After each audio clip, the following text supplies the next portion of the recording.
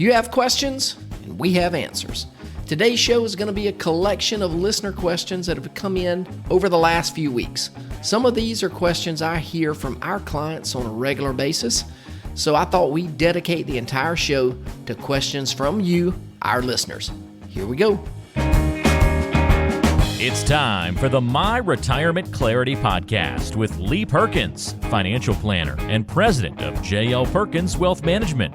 Get ready for a good dose of inspiration, simplicity, implementation, and of course, clarity on how to successfully prepare for retirement and grow and preserve your wealth. Here's Ben George with Lee Perkins.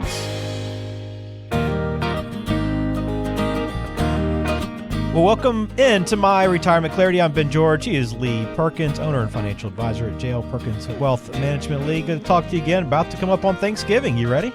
Yeah, man, we're excited about it. Thanksgiving marks we are almost in our house time of the year. So hopefully, kind of the original plan was to be in by Thanksgiving. Yeah. I think we're going to be able to start moving some stuff in after Thanksgiving, and then probably move into the house the following week. Workers are still going to be doing some things, and we don't want to, want them working around furniture and things in the house. But I got to get some boxes in there, and I want to be able to use my son while he is home from college to move such boxes, since he avoided it the first time. So yeah, we're excited. That is what is taking up my November. But also we're here in the office, we're kind of looking forward to something that we started last year, something called Cake Day. And it's just a day, one day a year. We're doing it this year on Wednesday, December the 6th. So coming up in about 2 weeks. Okay. Cake Day is where we just invite all of our clients to our office, and we provide them with a cake. It's just a good time of fellowship, and we provide refreshments. But I've got a client of mine who makes just the best pound cake in the world. And so we buy a pound cake for everybody, and, Nice. and clients love it. It's a cool thing. So that's keeping us on our toes right now, trying to get ready for that. Very good. And I'll take a second, too, to thank everyone that's listened to the podcast this year. We've had a lot of feedback, and I know you've talked to quite a few people that have listened to some episodes or all episodes of the show. And, a great time just to say thank you, and we appreciate that. Yeah, definitely. We're thankful for listeners of the podcast, thankful for our clients, and thankful for folks that we've met throughout the year. It's been a really good year for us. Yep, it sure has. And again, if you want to schedule a meeting with Lee, you can just go to talkwithlee.com. That website will take you right to the calendar, pick a time that works for you, and that'll start that process. But speaking of people that we've heard from, we got a mailbag question full episode today. We're going to go through 6 different things that came into the show. And I know you like this episode, Lee, because there's a lot of things that we're going to cover today that you've been talking with clients quite a bit on. Exactly. Yeah. None of these questions are kind of out of left field. These are some, they're fairly common. And so I thought, because I hear these all the time in the office, I thought it might be great to address these on an episode of the podcast. Well, let's start off with Alan today on the podcast, who says, I have 2 rental properties and both have a mortgage on them. I have enough money in investments that I could pay off both properties, but I'm getting enough in rent to cover the mortgages. So do I even need to pay them off? All right. So, this has probably 2 ways to answer this. There's a mathematical way to answer it, and there's a psychological way to answer it. Sure, mathematically, you've got the money to pay it off. I don't know what your investments are, but as we sit here, in the middle of the fourth quarter, getting towards the end of the year, we know where the market is year to date. The market is down. So there's probably a pretty good chance that your investment portfolio is down some. So my gut feeling tells me it's probably not the best time to sell out a lot of your positions and pay off the properties. So my gut feeling, without knowing anything about your situation, is just sort of let it ride. Let your portfolio rebound. You said you've got enough rental income coming in to cover those mortgages. So unless it's just something that's keeping you up at night, that you don't want that debt, I'd probably just keep the mortgages for now and address that in the future. Maybe when the stock market rebounds, and who knows what it looks like in the future. But I think there's going to be a better time for you to do that if you want to. It's a great question. Thanks, Alan, for that. Good spot to be in and a good question to ask. So we thank you for sending in to the podcast. All right. Next one comes in from Ronald. Says, I have an after-tax account with some investments that pay really nice quarterly dividends, but those dividends also create a substantial tax bill each year. Should I invest in something different in that account? Yeah, this is a little bit of sort of the catch-22. You have to pay taxes. You get the tax bill every year because of the dividends, and those dividends can be a really good thing for a lot of people. And so if you don't want the dividend, certainly that may hurt your income. So I guess one of my questions here, Ronald, would be, what's the purpose of this money? Are you using the dividend for monthly income? Are you just, if you're just reinvesting it, what's the whole purpose of the account? Certainly, if you want to get rid of the dividends, you could change your investments to something that doesn't pay a dividend. But then we're kind of getting into the overall picture of what's the account doing. Are you just wanting it to grow, to appreciate? Again, probably a lot of different moving parts here in your situation. But that is one of the caveats to consider when you have a non-qualified investment account. There can be tax consequences, especially when there's dividend income. And if you're doing a lot of buying or selling inside of an account, whether it's short-term capital gains or long-term capital gains, it's a whole different story than just a qualified account that's inside of an IRA that you can buy and sell, and there's no real tax consequences until you take it out. So, Ronald, I would just say for you, it's just going to depend on really what you want to do with the money. A lot of our clients, we will build a dividend portfolio for, but they're using those dividends for the most part for income going forward, and they don't really worry about the taxes. So, again, Ronald, I'd love to chat with you if you have specific questions that maybe we can help you address. Yeah, and for Ronald and other people listening too, it's a great chance to remind them that you have this ticking tax time bomb book offer they can take advantage of too.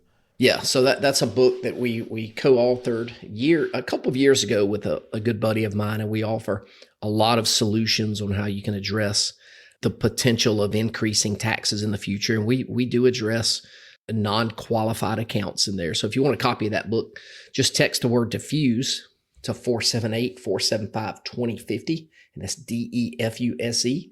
You'll get a link back on your cell phone that will allow you to put in your name and address, and we'll send that book to you free of charge. We'll pick up the postage as well. Yeah, for anybody that wants to do a little more tax planning information, that's a great place to start.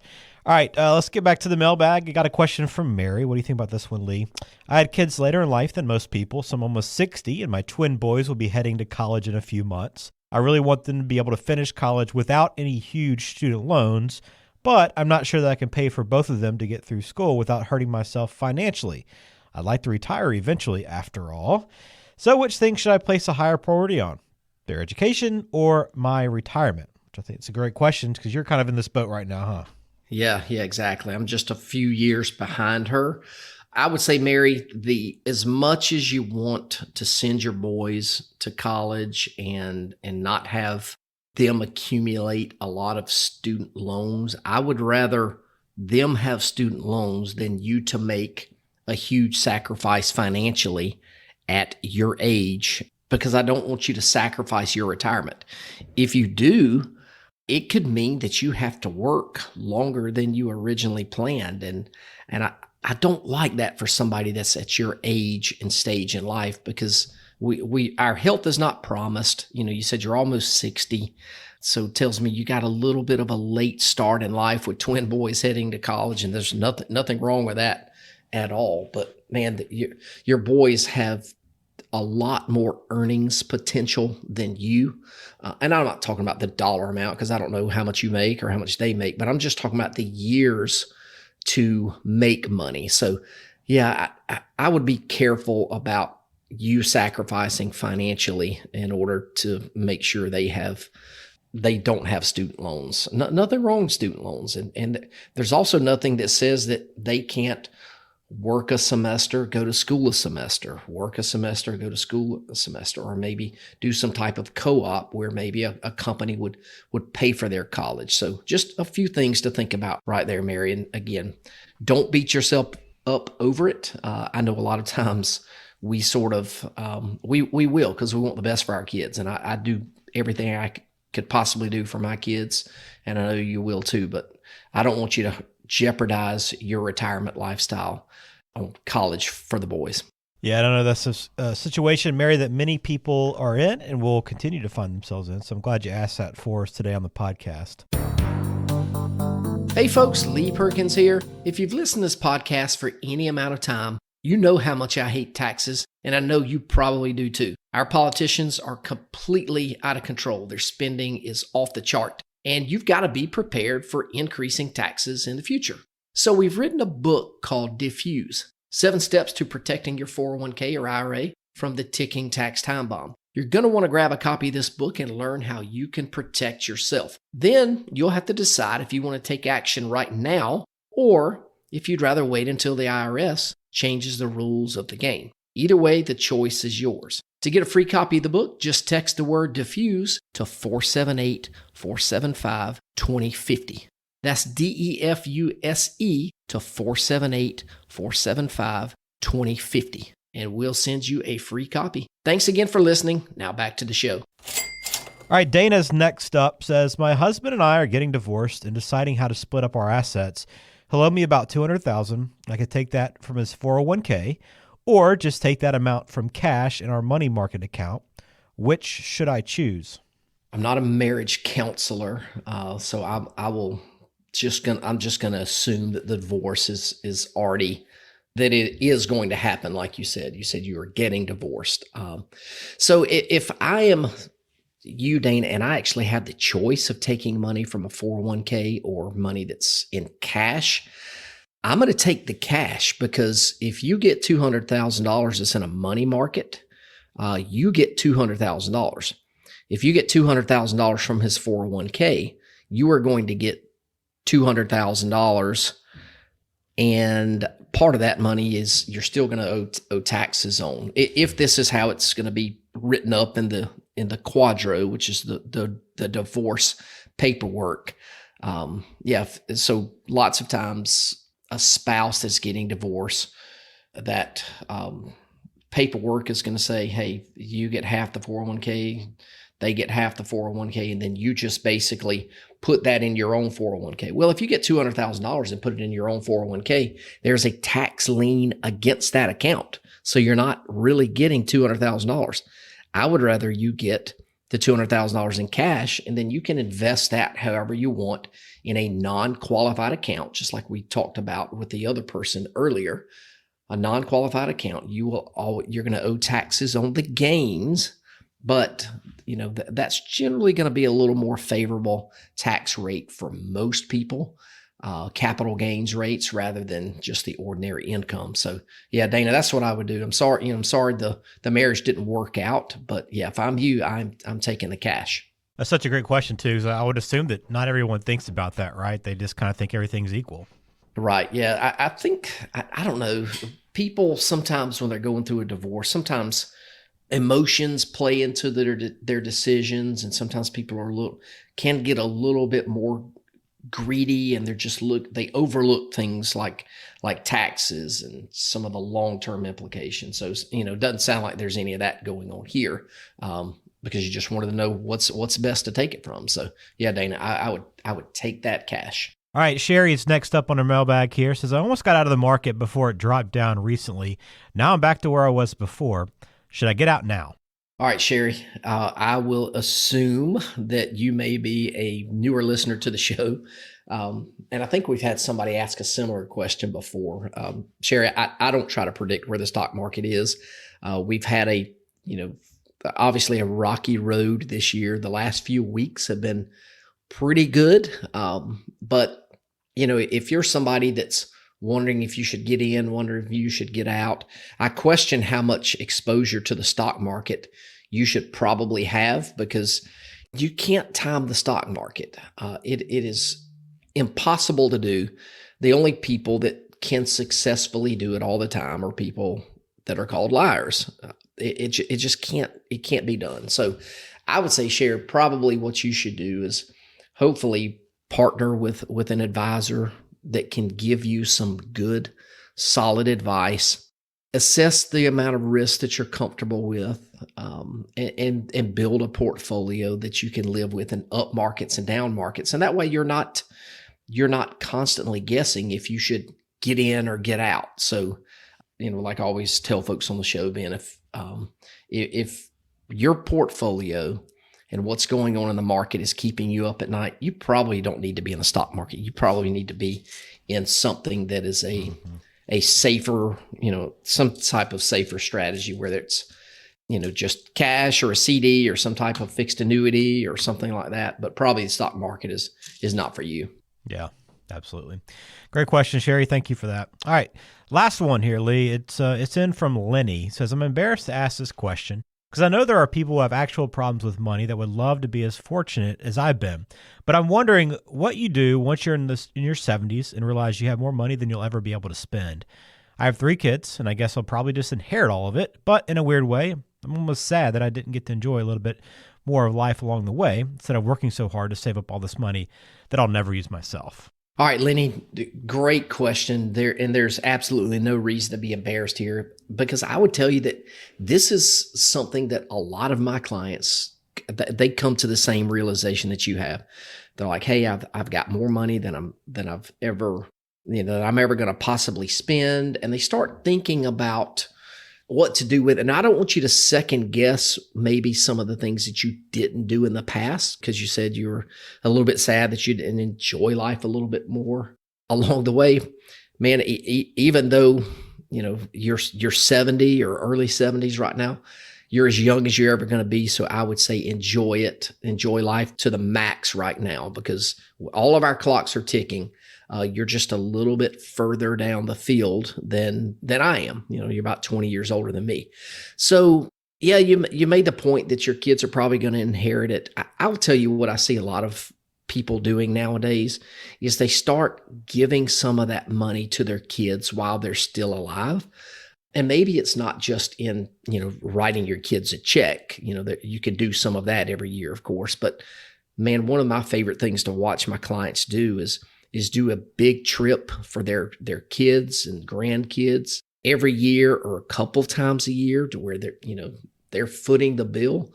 That's a great way to see your kids enjoy the inheritance while you're still alive. So, you don't have to just wait till you die to give it all to them. Start letting them enjoy some of that now. That's a great thing to do. But no, Lenny, nothing to be embarrassed about. It's actually, a good problem to have, that you worked hard enough and saved long enough to have enough money that you'll probably never outlive it. So no, congratulations. Don't be embarrassed. Yeah, no question. Well, thank you for that, Lenny. Thanks everyone that has sent in a question today for the podcast. If you want to talk with Lee directly, well, it's very simple. Just go to talkwithlee.com. You can schedule a meeting right there through that website. And if you'd prefer to jot down this phone number, you can do that as well. 478-254-3550. And again, Lee's open to answer any questions you have. Just give him a call and reach out. Let's go quickly. I want to throw a quote your way, Lee. I always love getting your perspective on some great quotes and really give us something to think about on the way out of the podcast today. But this one came in from Keith Cunningham, who said this one. It said, there are no secrets, just stuff you haven't learned yet. It's really that simple, right? Yeah, it really is. And I like this quote because I'm a big Keith Cunningham fan. He spoke at a conference that I attended probably 5 or 6 years ago. So I'm a big fan of his work and his stuff. But I love the quote because it's true. It's almost like what somebody said before, that learning never stops. Life is all about learning, and we live in a great country. And if you want to do something different with your life, man, the internet is there and you can learn as much as you want about anything. So yeah, no secrets in life, just a lot of things that we haven't learned yet. So if you want to learn, just go out and learn. So you can become an expert at almost anything, because all the information, we got all the information in the world that's out there. What's crazy now, Ben, we don't have to go to the library. I mean, I asked my kid the other day, how often do you go to the library at George Southern in Statesboro? He said, I don't even know if they have a library. I mean, of course they do. He doesn't go there. So yeah, that's funny. Yeah, and I think this is great for finance too, right? There's no secret to retirement success, right? It's just you got to learn what you need to do and what steps you need to take. That's it. You're 100% right. Well, we appreciate you listening. One last time, Lee, for anyone that is looking for a little tax planning help, your Ticking Tax Time Bomb book offer. Yeah, you can text the word diffuse to 478-475-2050. I think we had 5 or 6 people order the book in the last over this past weekend. So yeah, still a very popular read. So yeah, just text that word diffuse 478-475-2050 and we'll send a copy out to you today. Very good. Thank you for listening to this episode of My Retirement Clarity. We hope you have a wonderful Thanksgiving. We'll talk to you next week. Lee Perkins here, and I want to thank you so much for tuning into the show today. If you like our podcast, we would be honored if you would share the show with others. And one great way to do that is by posting the show to your social media pages or by just telling others about it. Either way, we would really appreciate it. And of course, if you do enjoy the show, we would appreciate it if you would give us a 5-star review. And this certainly helps other people like you find our show. And if you want to learn a little more about our firm and how we help people have the best retirement they can possibly have, go check us out at www.myretirementclarity.com. There are a lot of great resources that you can access directly on the website. And of course, if you want to have a conversation with me, you can visit www.talkwithlee.com. And this will take you directly to my calendar. And there you can schedule a 15-minute phone call so I can learn a little bit more about your situation. Of course, everybody is not a great fit for our firm, but if I think we can add value and put you in a better situation, I'll let you know and we can certainly talk about the next steps. So thanks again for tuning into the show and we'll catch you next time. Investment advisory services are offered by J.L. Perkins Wealth Management, a registered investment advisor and insurance agency. Information is for illustrative purposes only and does not constitute tax, legal, or investment advice. Always consult with a qualified tax, legal, or investment professional before taking any action.